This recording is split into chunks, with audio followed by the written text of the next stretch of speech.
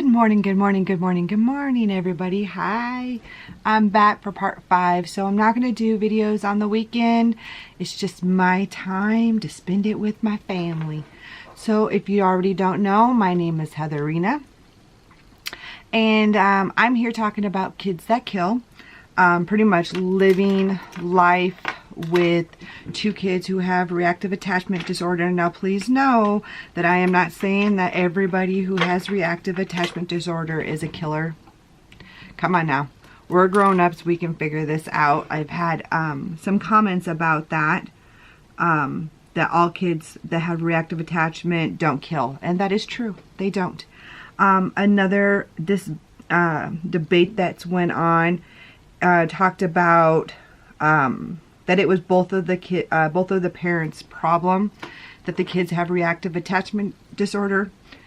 You're correct again. It is, on both parents. Let me say that people are human and we make mistakes quite often. I'm sure that if Dad would have known things were as bad as they were, I am sure that he would not have allowed it to go on. The fact of the matter is he did not know. It's like saying, that all parents are bad parents because they didn't know their kid was drinking at their friend's house, or because they didn't know that their kid was anorexic, that, they would feed their kid, but the kid was making themselves throw up. It's like saying that those type of parents are bad as well. We don't always know everything. I wish we did, but we don't. Even me as a parent, I do spend 24/7 with my kids. If you did not catch up from past videos, my kids are homeschooled, and I spend 24/7 with them. I work at home. Right now, I am pretty much disabled, as they're calling it. That's a whole nother situation, but so extreme stress can bring out some diseases, and my extreme stress that I went through brought out some things that they're trying to figure out what's going on exactly.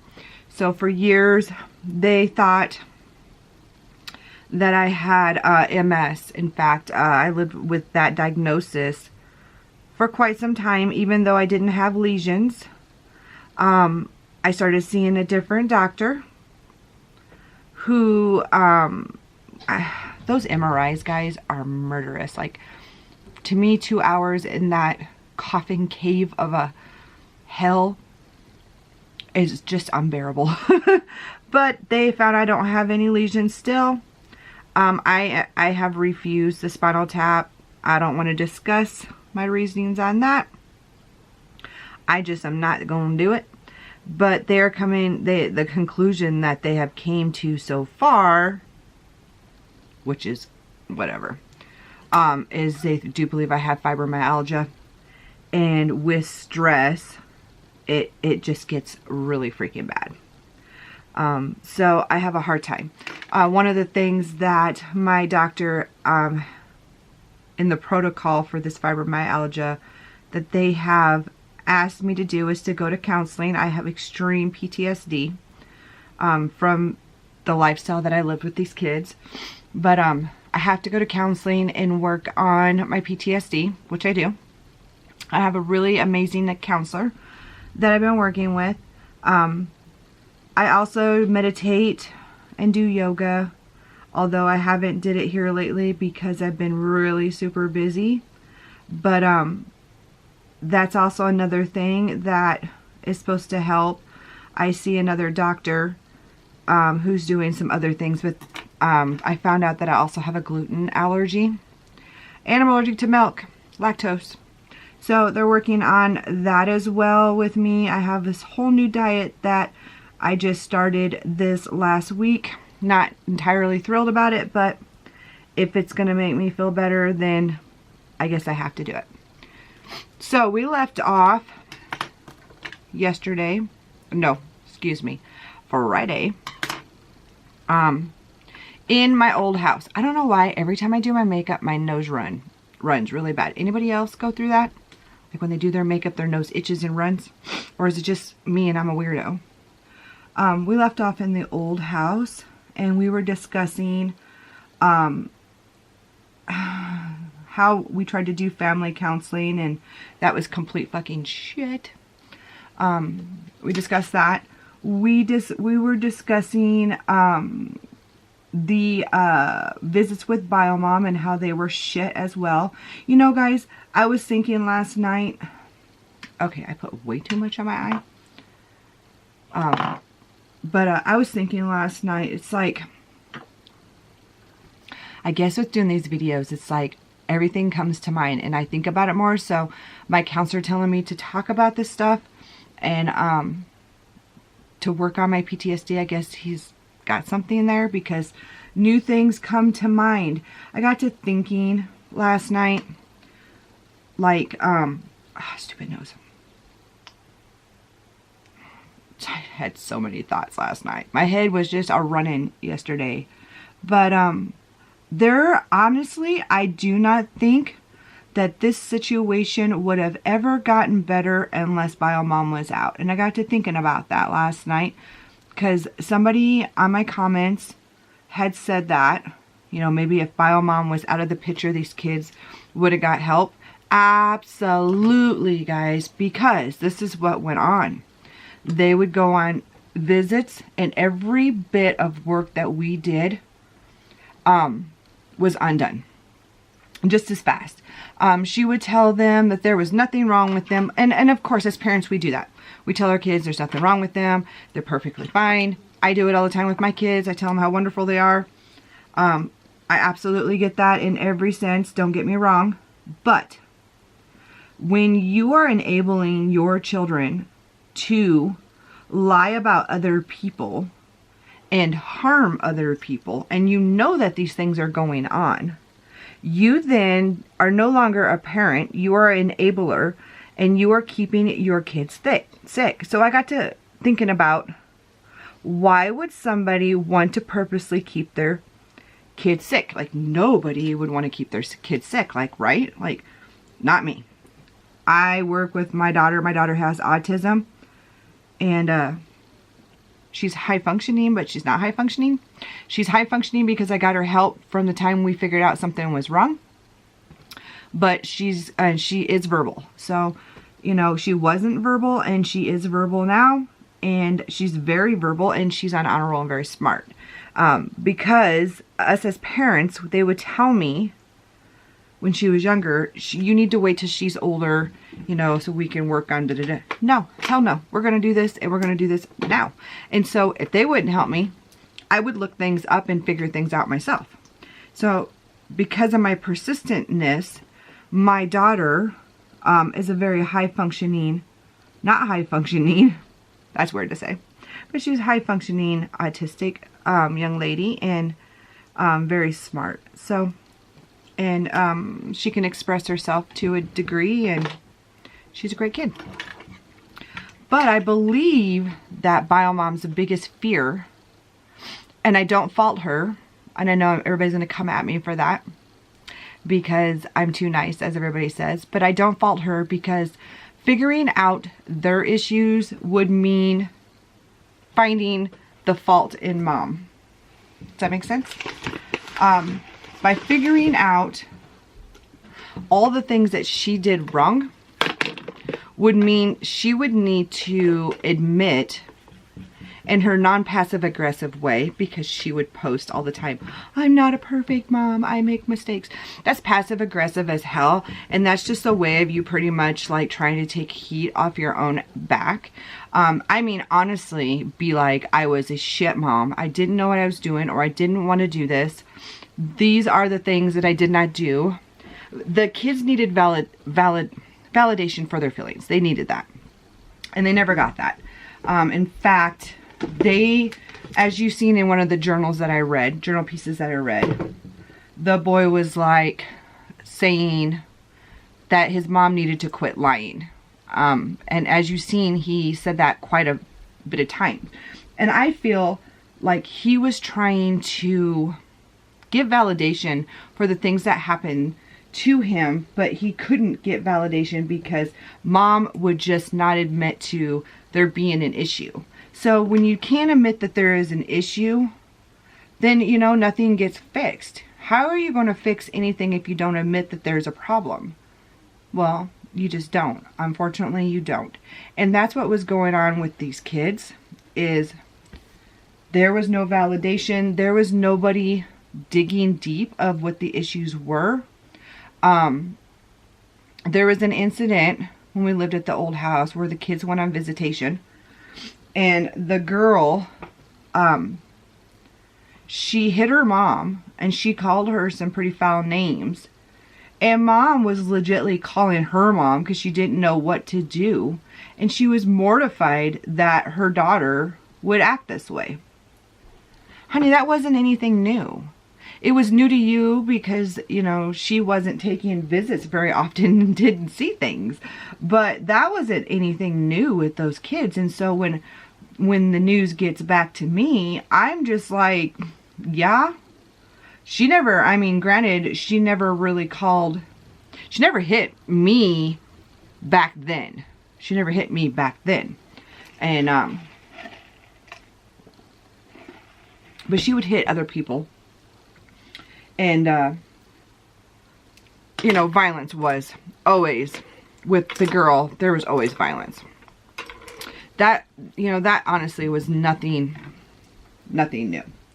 But to admit that there is a problem is literally the first step. Like, you want actual help for your kids, you know, you have to admit your own faults.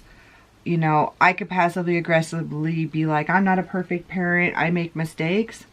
But what mistakes, you know, do you make? That's the problem. We all make mistakes as parents. That's the human nature in us, is to make mistakes. If you don't make mistakes, you don't learn from crap, right? That's the theory. Well, during those last, you know, times in the old house, visits were just horrid, to say the least. Like, things weren't ever going to get better until visits, you know. And I remember one time writing Bio Mom and saying, hey, we need to sit down and we need to talk. This is what's going on. This is what the kids are saying. And so we sat down in Walmart parking lot, and we discussed what the kids were telling me and what was being said. And she was like, that's all lies, that's all bull crap. And she wanted to confront the kids. So we came to my house and she confronted the kids, and the kids insisted. They insisted that the things they were saying was true, and that Bio Mom was lying. And, you know, they did stand up for themselves when it came to that. But I often wonder now if some of the things that they were saying to me were bullshit lies. Like playing the game back and forth, which I know kids do when they go on visits with bio parents and things like that. They play that game back and forth, and, you know, who can give me an Xbox Factor game. But yeah, I often wonder that. People have asked me that before, like, do you think that they lied to you, or do I think they lied to me? I think the lying part was a given. I think that a lot of times, probably 85% of what they say is a lie. I can't remember, there was like some kind of study done that stated that kids lie 30% of the time or something like that. And I would say that these two lied a good 80-85% of the time. They knew how to lie pretty good. Bio Mom, she was the same way. So during this time at this other house, we could see that visits were horrid. So Dad decided that he wasn't going to allow the kids to go with her, because we were putting a court thing in. And he, until that court thing was put into place for their safety, he was going to take things into his own hands. And he wasn't going to allow the kids to see her without somebody supervising, which happened to be him. He did a supervised visit in the park. with the kids and her. She brought family to it, was on the phone majority of the time. You know, just some freaking... Just, you know, you care about your kids, then you would spend time with your kids when you get to see them. It's like genuine care. But she spent most of her time on the phone. Well, there was an incident that happened in the park. She starts calling all of her family to come up there, which just, you know, seemed to my husband like some kind of sabotage that he didn't want any part of. And so he was like, you know what, we're going to go. You're on the phone. You're not spending any time with them. This was a waste of time. And so he decides to go. And Mom starts yanking on her daughter's arm. I have pictures somewhere of the scratches up her daughter's arm. Dad's carrying his kid. And Mom is pulling on her. And like, no, you can't do that. I'm taking her, sort of thing. Then she starts punching my husband in the back of the head repeatedly. So I get out of the car and I get in between them and I'm like, no, you're not going to punch him in the head. You're not going to do that. Take your hands off of him now. And she just drops to the ground, guys. She just drops to the ground. Nothing. Nobody touched her. Nothing. Her aunt starts screaming at me, don't you touch her. Keep your hands off her. And nobody's like touching her other than me being in between and catching her fist and, you know, just like back off. Well, we leave and we decide to go to the police department because my husband has been assaulted. And she legitly calls the cops and tells them that I beat her up. She shows them a scratch underneath her pants. Her pants aren't torn or nothing, but she shows them, the cops, a scratch under her pants. So we both get, me and her, because I'm like, no, my husband's calling, you know, because he's trying to turn this in, you know. Well, anyways, all three of us get tickets. All three of us get these fighting tickets. And I'm just mortified over here. I'm like, what?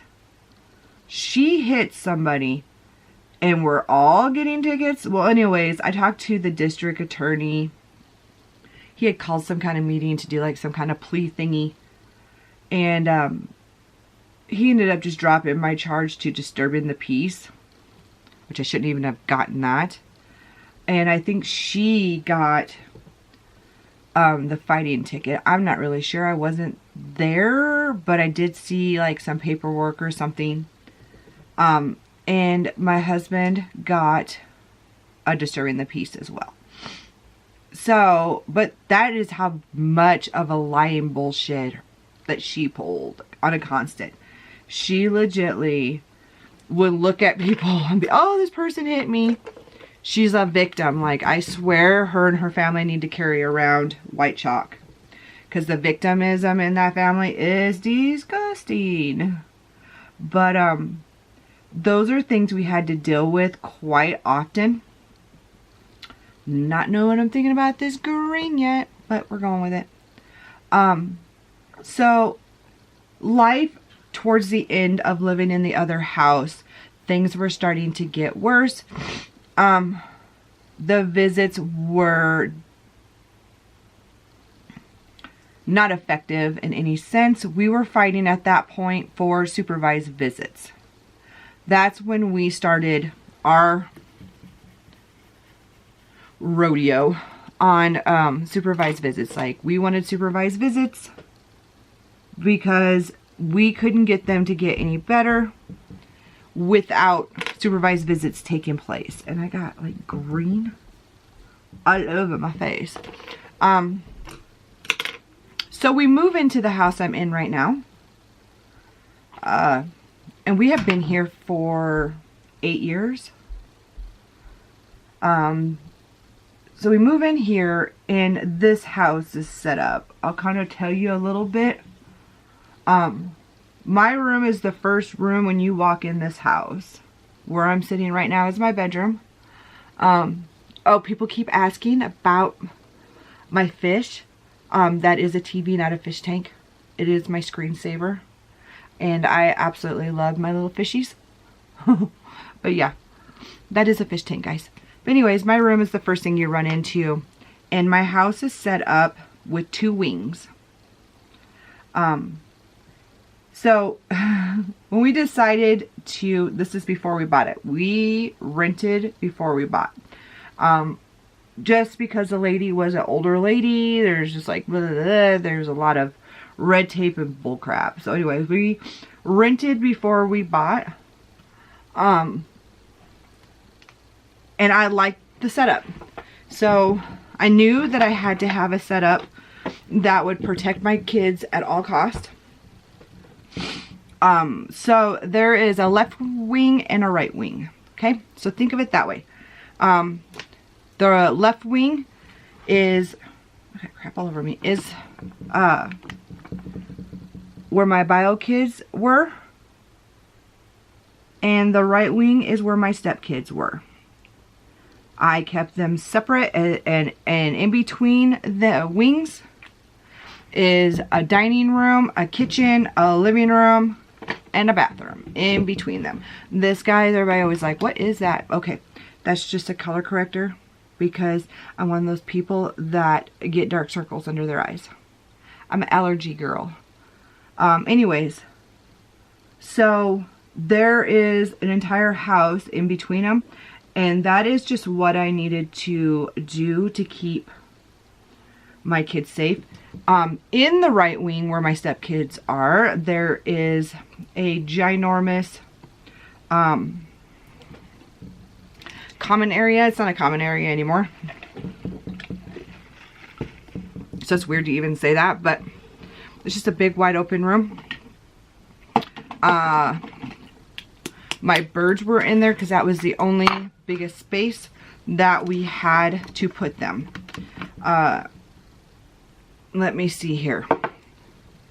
So also the garage doors off there, the sliding back glass door that goes into my backyard is also back there. But the way that it's set up, it has more structurally sound walls, meaning when they throw their little tissy fits, those walls could put up with stuff more than the walls of the other part of the house. So the wing back there is an add-on. So it has French doors that go to the right wing of the house. Sorry, I sound like really weird when I try to talk and do this part. But there is a French door that closes that part of the house off. There is a hallway that goes down it before you get to the French door. So it's just like a bigger distance. It was an easier setup. But when we moved in here, that back half of the house was just like a big ginormous family room, guys. Like it had no bedrooms. So we built bedrooms just for the my stepkids. We built them rooms. Also, that is also where you can go downstairs to the basement as well. We have a basement. So it was the best setup structural wise because my husband could put up walls that were strong, that we didn't have to deal with things. Well, until we could do that, we had them back in at the time it was a family room, a big wide open room. And we put up just like mock walls while we were getting all the supplies, and you know, things cost money, guys. Lots of money. But we first moved in and we're back again. So, you know, camera issues. So anyways, we had put the mock walls up and stuff. Well, the kids, I think the next weekend after we moved in here, they go on a visit and they tell, excuse me, their bio mom that they live in a dog kennel. Literally told her bio mom that they lived in a dog kennel, that we moved into this new house and they lived in a dog kennel. So they come back from visits because they're only there on the weekends, and we get a visit from CPS.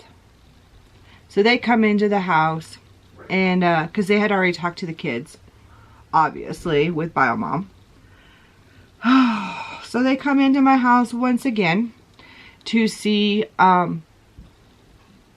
these dog kennels that these kids live in, and they don't see anything. So they ask the kids to show them where the dog kennel was, and the kids, of course, start stuttering and being like, I don't know what you're talking about, you know, pretending that the CPS worker is dumb. And she's like, you just told me that you guys were sleeping, you know, in a dog kennel. Well, my mom made us say that. So that was the first time CPS had been to our house in this house. To check my house for the kids' dog kennel that they slept in at my house. It was so constant, guys. It was sickening. So then I started noticing, like, every time they would go to bio mom's house, CPS would come that Monday or Tuesday after. It was kind of like clockwork, you know. So the next time they went the next weekend, and I can't even remember what that one was. I would have to look at my journal, but I mean, it was just like every time. So down the road, my kids were playing. So across the street from me, it's just a kind of a open field, a place where a house hasn't been built yet. Not really a field, but a house lot that nobody has built anything. My kids would play. I bought them like baseball diamonds and stuff like that, and soccer nets and things like that, and they would drag them across the street and they would play in that empty spot just because it was big and the neighborhood kids could play with them. Well, they were across the street, and I would be cleaning the house, have the windows open. It was nice outside. It was summer. And I'd, you know, check out on the kids across the street. I live in a pretty safe neighborhood, guys. But I would, you know, peek outside, go back to cleaning, go back to doing what I was doing, peek out the window. Well, I kept seeing bio mom drive past my house. Well, I seen her once. Wasn't entirely sure it was her. Kind of waited by the window. Seen her drive by again. I went outside. Called the kids to come into the house. And as my kids are grabbing their things, you know, because they want their things, I'm coming from the window to the door. And she happened to drive by again. She realizes that the kids see her as well. She tries to gun it to get out of mine's way before anybody sees her. And my daughter was crossing the street and she about hit her with her car. So now I'm pissed. I have the video of that too. Because when I seen it was her driving by my house as I'm getting my kids to come in, I grab my video camera. Because she would deny, and she lied so bad, that we would literally have to have proof to do anything. How sad is that? That you have to literally have so much proof to prove that somebody is literally stalking you half to death. But they took off. It was her and somebody else in the car. But they took off. It almost hit my daughter with the car. I called the cops, turned it in. They went and spoke to her and told her that she needed to stay the hell away from my house. She tried saying that she has friends down in this area. That's why she was here. Very much a bullshit lie.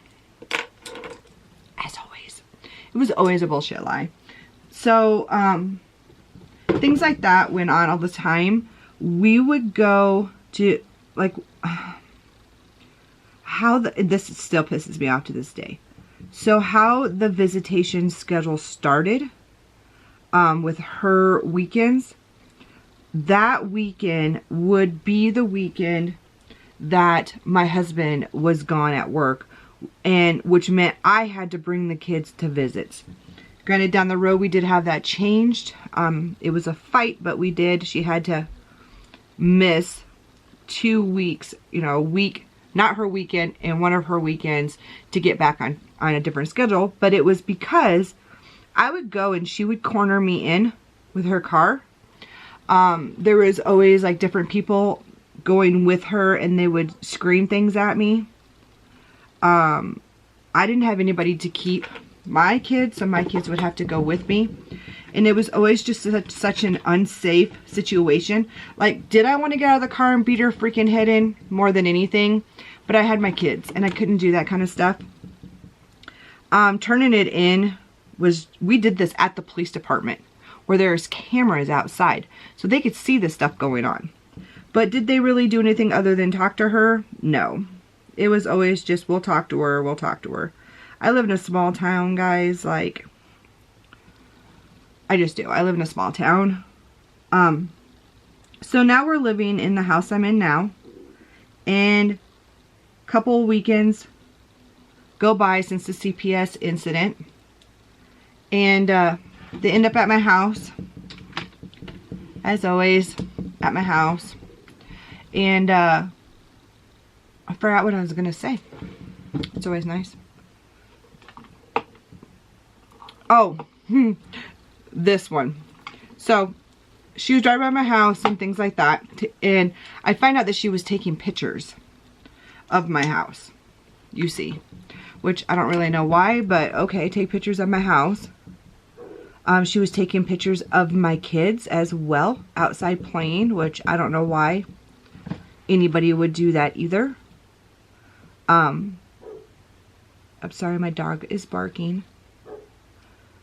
But, so that time, CPS shows up at my house, and they want to investigate again, or talk to us again, because the kids had told them that I took my stepdaughter's head and smashed her head into the sink, and that my husband had taken a belt and hit my stepson in the mouth with the belt buckle. Okay? So, of course, CPS comes, and they asked me if we can all sit down so they could talk to the kids. And I said, no, you can sit down with the kids, or you can take them to, you know, the office or whatever, but I don't want to be a part of it. Like, I don't want any part of it, because I don't want you thinking that they're not talking about things because they feel like they're scared of me or whatever. You guys do whatever you need to do. So they took them outside, and they're on the porch, and they're talking to them. And CPS all comes in the house, and she's just like nonchalantly was like, okay then, well, you guys have a good day. And I'm like, no, like, what the hell happened? You know, like, you're not just gonna leave. You're not just gonna leave. Like, you're gonna tell me what the hell happened. And she was like, well, come to find out, the kids are now saying that their bio mom told them to say this stuff, and that none of that happened, etc., etc.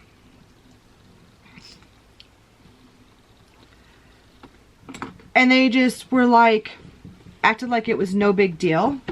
And I was like, you know what, I'm getting kind of sick of this shit. Like, you're here at my house all the time. I'm getting really freaking sick and tired of, it's not the fact of hiding anything, it's the fact that you have to stop your whole entire whatever you're doing to sit down and talk with these people about things you're being accused of that you're not even doing. It's like an inconvenience from hell, and it's unnecessary. I'm like, I want something done about this. I'm kind of sick of this at this point. And she's like, you know, we just got to keep doing, you know, we just got to do this. If there's a call, we have to, you know, investigate. That's our job. I understand it's their job, and like, I respect that. But if you can clearly see that this is going on constantly, come on now. Stop harassing people. Like, that's just where I'm at. I'm just like, stop freaking harassing me. I'm done with this. So, one of the incidents that happened, and it was in the winter time. And I live in Wyoming where we get snow drifts as tall as me. And it's pretty freaking cold. We get to like 30 below sometimes. You know, it's pretty rough winters here. The kids had stated that they were sleeping in a shed in the backyard and using a porta potty to go to the bathroom. You know, like one of those big porta potties when you go to a concert or an event or something. Those big porta potties that you go in. We had one of those in our backyard. That's what they said. So CPS comes to my house and like, we need, you know, we have something we need to investigate. Same story, same dance. We need to check your backyard. There's been allegations. I said, on what? That the kids are living in a shed in your backyard and using a porta potty. I mean, that was like the far-fetchedest one I've ever heard. And I was literally like, okay. Well, first off, I have a shed in my backyard. It has no doors on it because it was here when we moved in and we just hadn't gotten rid of it yet. I'm pretty sure that there's snow drifts in it. And we don't have a porta-john in our backyard at all. Well, we have to check, blah, blah. So she goes out there in her dress shoes. And in my backyard, the snow was probably about 3 feet deep. It was pretty deep. I'm probably exaggerating that just because that's just, you know, what it seems like in Wyoming, but it was pretty deep. It came up to like right below my knees. Anyways, so I'm like, come on. Through the house we go, out to my sliding glass door, and I point to it, hoping that she could clearly see that there is no way anybody could live in that shed, but she wanted to see it nonetheless. So we go trekking out there in my backyard, and she looks at the shed that has a snowdrift into the shed that's taller than me, because the snow had blown, you know, like this up into the shed. And in that shed, I think that the people before, and I can't remember because we don't have it anymore, but I think that it had like an old stove in it. And I don't know. I don't really know. It had just had junk that they left behind. And she walks up to the shed and she just goes, oh. Just, oh. And I'm like, and I say, you can walk around my whole backyard if you want to look for any other sheds. And she's like, I don't see any other sheds. Do you have other sheds? And I'm like, no. And I said, and as you can clearly see, I don't have any porta-johns either. And she's like, I see that. And she was like, why somebody would say, you know, clearly that you know, if you say you live in a shed, you better probably hope there's like at least a shed that somebody could live in. You know, she's just like, you know what, I'm kind of sick of this at this point. She's like, I kind of feel like I am harassing you guys. And me, with my smart mouth, I'm like, you think? You know? Yeah, you kind of are harassing the crap out of us. And she was like, I need to make a report on this. This is a pretty big false allegation. And she was like, I have to ask one more question to you. And I'm just like, okay. And she's like, you know, the kids say this and the kids say that. Do they have like any diagnosis and things, like why they would say such, you know? And I'm like, at this point, we hadn't gotten the RAD diagnosis. We were seeing counselors and all the things that we were supposed to do, but we hadn't gotten any clear Like, they had, okay, let me take that back. They had diagnosed them, I think, with ODD, oppositional defiance disorder at that point. I'm trying to think when the diagnosis of Rad came in. Because it was in between the end of the old house and the beginning of this house. But guys, I cannot remember exactly when. I can't remember exactly when that diagnosis came to be prominent. I know they did so much testing. So it takes like testing, it takes like seeing a psychiatrist for a long time. These are things that we of course did. I just can't remember, guys, if it was before then or after then. But I was explaining to her all of their diagnosis. I know it had to, no, it was at the end of the old house. Because the boy also got pica. They also diagnosed him with pica. The psychiatrist did. So, hold on a second.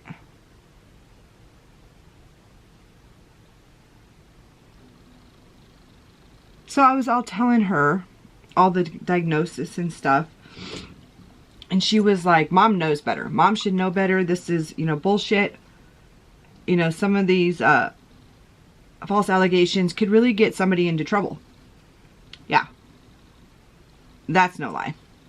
So she went to the sheriff's department, and I don't know what they talked about, and I don't know what went on, but I got a call from a detective who informed me, sorry about that, guys, because of all the false allegations and all that crap, that they were going to put false allegations on the 3 of them, and that those tickets would be wrote with the understanding that if they did any more, that the 2 departments were going to press charges. Now I hear that bumping too. That bumping you guys hear? It's my vanity. Sorry guys, I just realized where it's coming from too. But anyways, they were going to press charges themselves because they were using all of this police time and energy to come to all of these. And I'm sure Biomom was like, ha ha ha, I'm making them like look like fools, you know, just to cause shit. But unfortunately, there is more important matters that need to take place than this kind of bullshit. You know, like, legitly, the police force, all respect to them, they have other things that they need to be doing than stupid ass crap like this. Like, it's retarded. It is pointless. They would still come, mind you. CPS and cops would still come. Like, it's good when there's situations that need somebody to step in, but shit like this you see really fast that it's just fake, you know. So in this house, all of the bad stuff just got, and I don't know if it's because Biomom, she was just constantly on her game of bullshit, or if it was because they were getting older and there's hormones and other things going on, or maybe it was because, you know, they're working in counseling and the problems were surfacing. But things got worse. And when I say worse, I mean these fit throwing that the boy did, his no crying with tears, and he would just laugh. And, you know, somebody asked me, like, what things was he saying? God, my nose runs so much. Like, what things was he saying? He was just, you know, like you, if you haven't seen it yet, there is a video on TikTok that shows some of the things he would say. He would just be like, I like being evil. I like, you know, making everybody scared of me. I'm going to tell CPS that this and this happened when it didn't. like he would call my one daughter fat and disgusting. He would legitly just say like vulgar things, guys. Things that I cannot say on here. Even though my video is set for not kids, I still don't want to say. But he would say like vulgar things about me, vulgar things about my kids, how everybody could F off. And I had, you know, my kids here that didn't need to hear all of his crap that he was saying on a constant. So I did, like I said before, I did end up in this house buying a Alexa. Don't say nothing. She always wants to talk when I say her name. But I bought one of her. So, I pronounce that them, but I'm always working on how I say things and I might not have it right. See?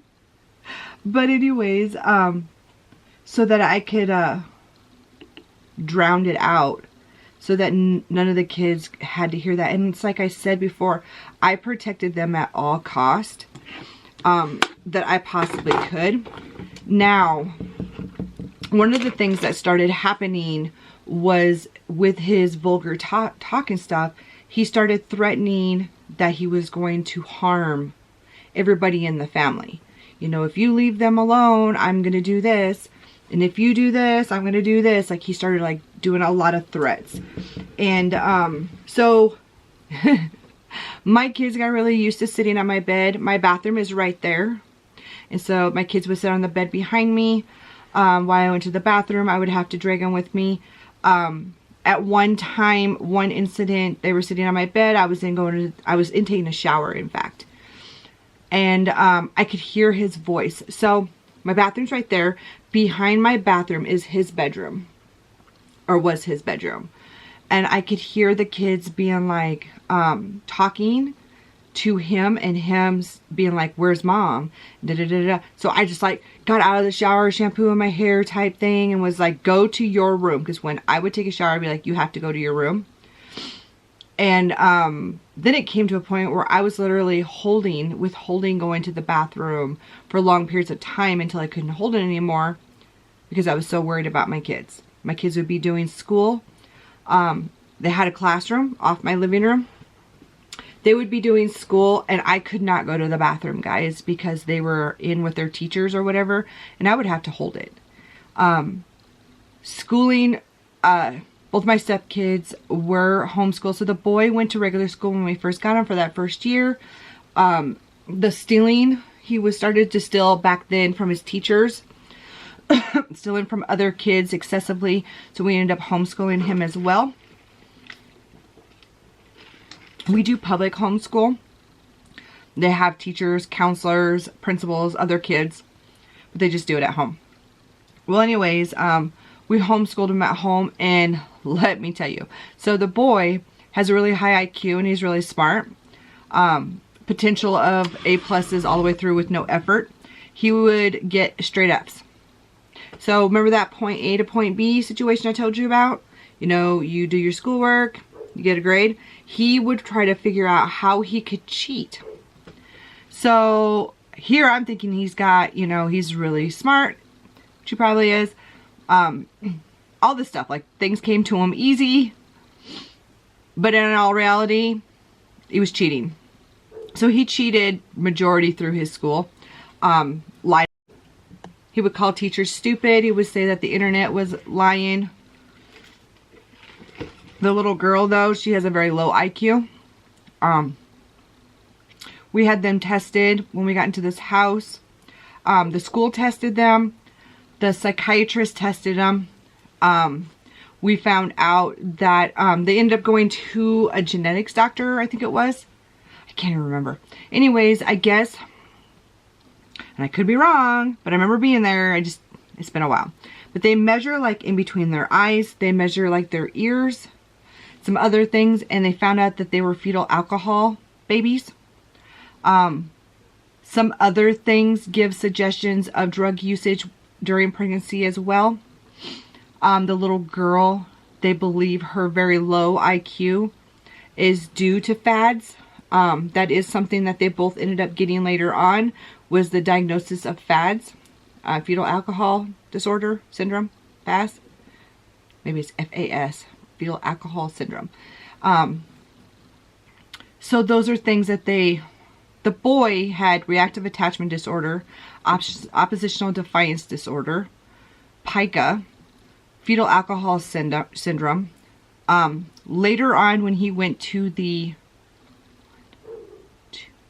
second or third facility, they added,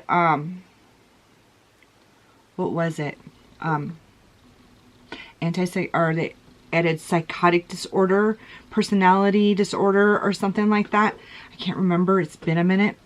The little girl, she had reactive attachment disorder, ODD, and she's bipolar. So that was her last diagnosis.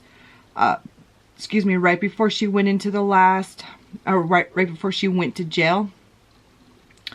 This time she got bipolar disorder, and they started her on meds for that.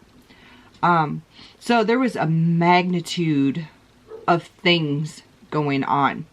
The fact that these kids could not attach to anybody, it was always fake. Like a fake ass diamond your first boyfriend gave you. I mean, it was just always fake.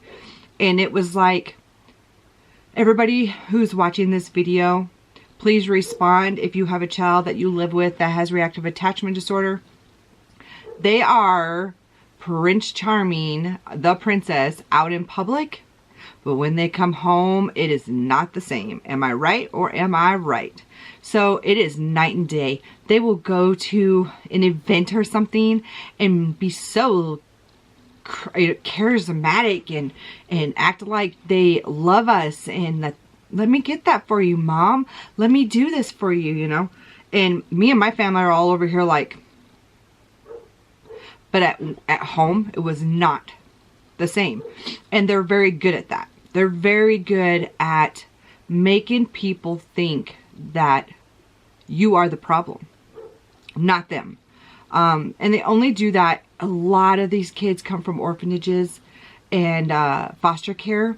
And a lot of foster parents and adoptive moms will say that nobody believes them that things are going on, because when they go to counseling or they go out in public or in school, for instance, the principals and teachers and stuff, like, they're the star student, we don't have any issues with them, all this stuff, and the mom feels like a complete idiot because she's sitting there going like, I know these things are going on, but why is nobody seeing it? So literally, you live in such an isolated world because people don't see the same kid that you are seeing. Now, mine probably would have been exactly, and it was that way for many, many years, except for the fact that we put video cameras up in my house. You know, I needed to be able to protect myself because they continued with these false allegations. So I went on Amazon and bought me some cameras and installed them, and didn't tell the kids that I installed them. And they ended up finding out, but I installed them, and they weren't in their bedrooms, don't worry, and they weren't in bathrooms. They were only in common areas of the house. My kids' wing of the house did not have any cameras. The kitchen, living room, dining room, back room had cameras. And it was only the areas that they were allowed in. So they were not allowed in my kids' rooms. If they got caught in the kids' room, they were escorted right back out. And my kids were taught at a very early age to tell them to get out of my room. And if they didn't get out on first command, they were to tell me. So I did what I needed to do to keep my kids protected. And I would tell my kids their room is their safe place. So if issues are going on, you go to your room, shut the door, and you lock it. My kids had locks on their doors. My stepkids' rooms did not have locks on it, for various reasons. There was so many things going on in a constant with, they just would lie to get anybody and everybody in trouble. Everybody always asked if my two rad kids got along. They did not like each other. In fact, to this day, they do not like each other. They would use each other when they wanted to steal something. They would, you know, be each other's wingman. just because they were getting something out of it. But as of getting along, no.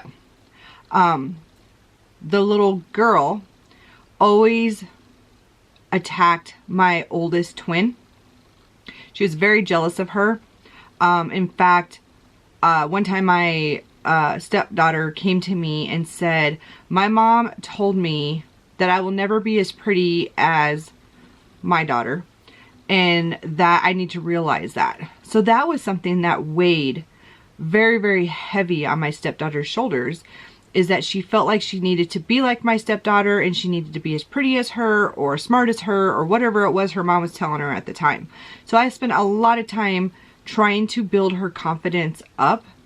But it's hard, like I said before, when I build them up for 5 days and then the 2 days they go and my mom tears them back down. So we just weren't getting anywhere. She had very low self-esteem. She has a very athletic body, where my oldest twin has a very curvy body. She's very much all girl. She loves pink, you know, she loves everything girly, makeup, hair, everything. Where my stepdaughter is very much, likes her hair really short, doesn't wear makeup. She has a very sporty body.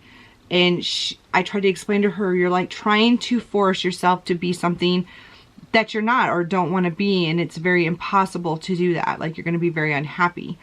She just was always trying to live up to what her mom's expectations were.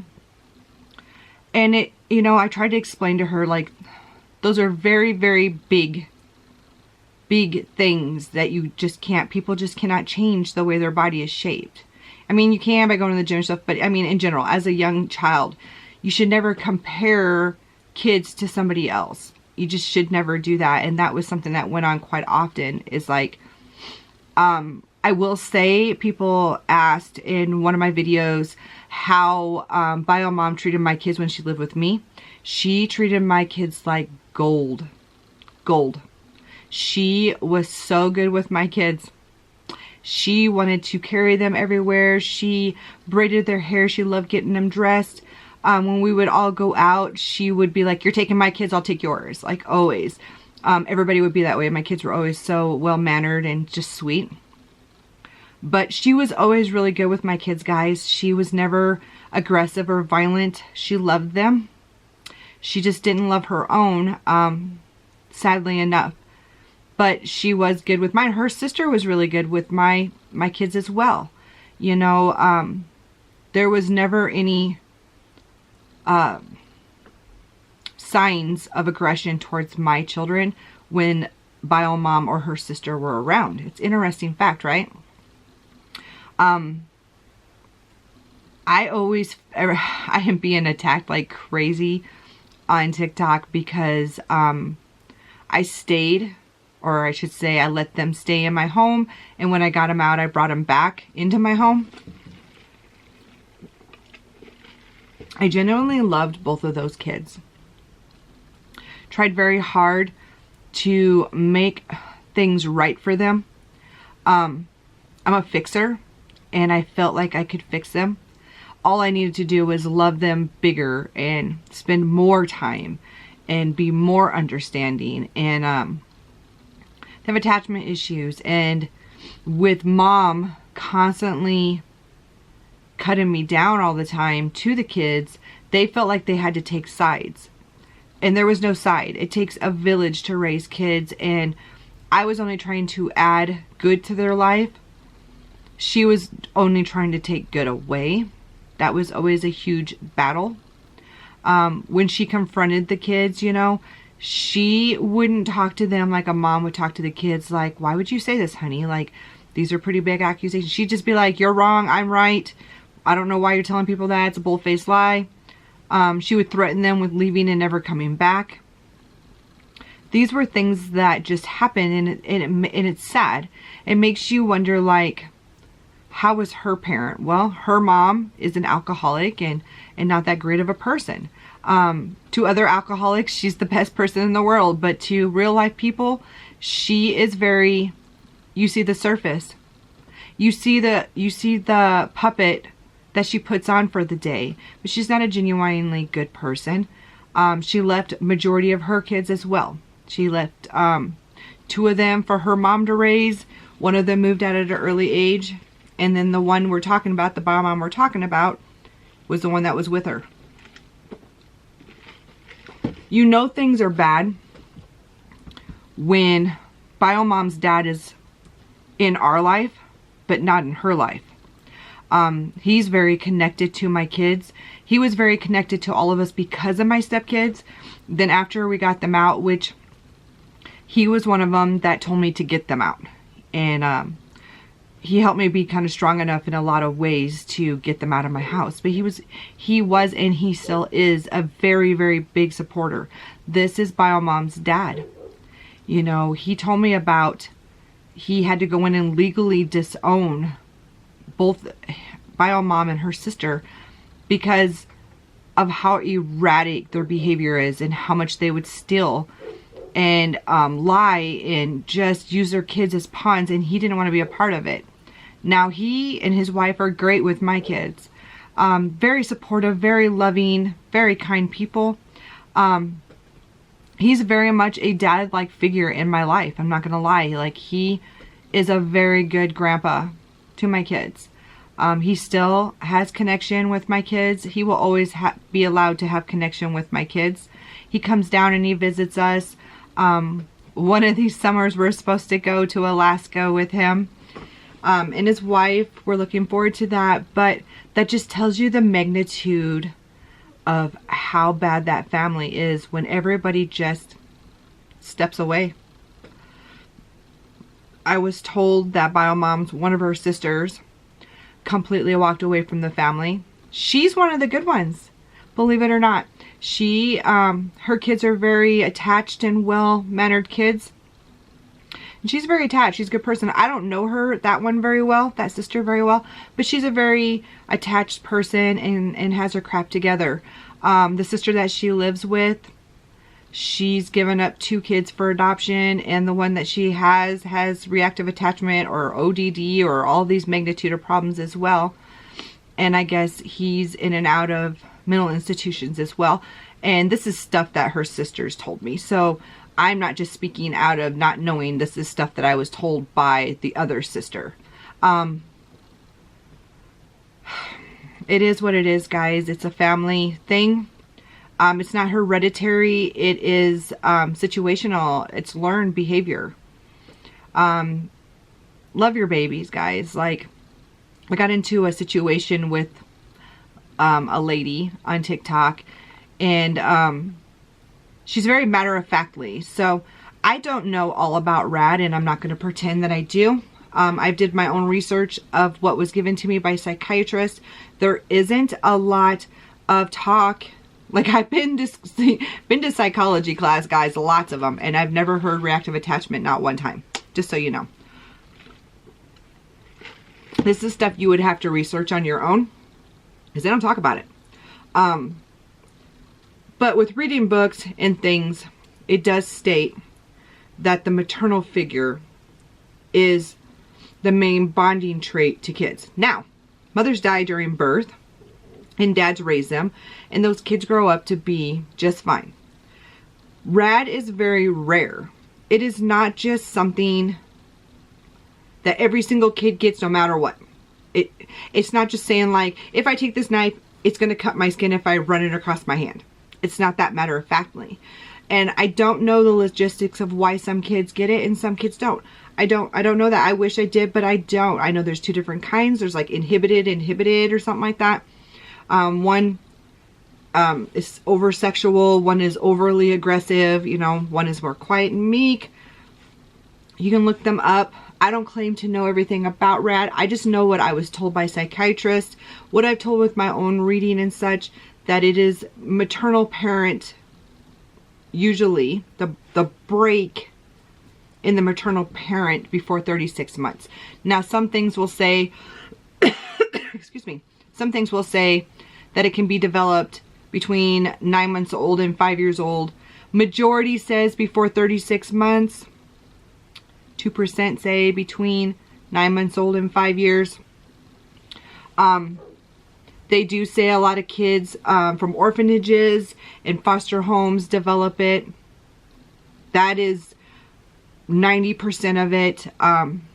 But yeah, like, it's possible with kids. And the fact, you know, somebody wants to challenge me on something that I'm not trying to say that I am the guru of reactive attachment disorder. I'm not. I lived with it. I know firsthand what it feels like, looks like, smells like. But I'm not going to say that I know all about it. I wish I did, but I don't. I just have read a lot. I do have some books that I read with how to deal with it and stuff like that. It is what it is. There's a lady that is a counselor. Her name's Nancy Thomas, I do believe. She had a daughter with reactive attachment disorder, and she did heal from it, and she is a counselor now. She's somebody you guys can look up. That's an inspiration. Nancy Thomas works with kids that have reactive attachment disorder. I've read or looked into a lot of stuff, but her daughter's doing very well. I believe she was from an orphanage or adopted. Not entirely sure. I just know that she did end up going through a lot of therapy and attaching, you know. So it would have been probably possible for my stepkids as well if Bio Mom wasn't in the picture at all. But you know, what can we do about it now? She didn't want them. She should have stepped away and let them heal. I've always called them my kids, not my stepkids. I always called them my kids. Always included them as part of my family. Always took family pictures with them, you know, things like that. But unfortunately, I was made out to be the evil stepmom. And right now, where I'm at in my life, I accept it. It's what it is. I go to counseling. My one twin is autistic, and she doesn't get anything much out of counseling. My youngest is 6. She does not go to counseling at all. I don't think she can sit still for 5 seconds to even know what to talk about. But my oldest twin does not trust counselors at all because of the situation we went through with the whole family counselor. She does not want to deal with going by herself. So it will always probably stay at a family situation when it comes to my kids. I do go by myself. My counselor is great. He's working on building confidence in me. He wants me to take more pictures and talk more to myself about good things. And he very much wants me to heal, and I very much want to heal, and we work really hard. I am a very positive person, so every single negative situation, I can always find a positive. That's just who I've always been. I don't plan on changing. People want to see me broken on the floor crying because I went through all the situation. That is not who I am, nor will ever be who I am. My animals and myself and my children and even my family members suffered. And as we get into this even more, we're going to figure some of that stuff out. So we will be talking probably in this next video. We're going to probably be talking about the stabbing with one of my birds. We will be talking about a lot of the threats probably. We may or may not get to the death of the ducks and the chickens, but this is the point that I tell you that if you cannot handle animal abuse or death, please do not watch my videos. I will be as soft and kind as I can. But for now, I gotta go. Gotta go make some candy. Check out my Etsy store if you guys want candy or chocolate bombs. I make it. But for now, have a good day. Bye, guys.